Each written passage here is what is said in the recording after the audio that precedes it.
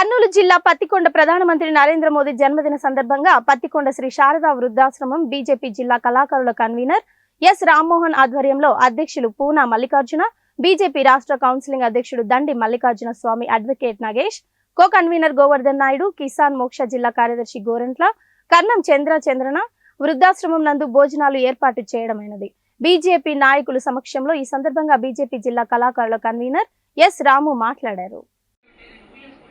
ముందుగా భారత్ మాతాకి జై. ఈరోజు మా ప్రధానమంత్రి గారు నరేంద్ర మోడీ పుట్టినరోజు సందర్భంగా ఆయనకి ధన్యవాదాలు తెలుపుకుంటూ, మన దేశం కోసం ఎంతో అహర్రాత్రులు కష్టపడి దేశం ఒక మంచి స్థానం తేవాలని కష్టపడి చిన్న ఛాయ్ వాళ్ళ స్థానం నుంచి ఈరోజు ప్రధానమంత్రిగా ఎన్నికయ్యారు. ఆయన స్ఫూర్తి మనందరూ భారతీయులకు అవగాహన కలిగిస్తుందని ఆశిస్తూ, అలాగే ఉక్రెయిన్ యుద్ధప్రాయంలో ఎంతోమంది భారతీయులు చిక్కుకున్న ఎటువంటి అధైర్యం చెందక మన భారతీయ పిల్లల్ని తిరిగి రప్పించే ఏకైక వ్యక్తి ప్రధానమంత్రి.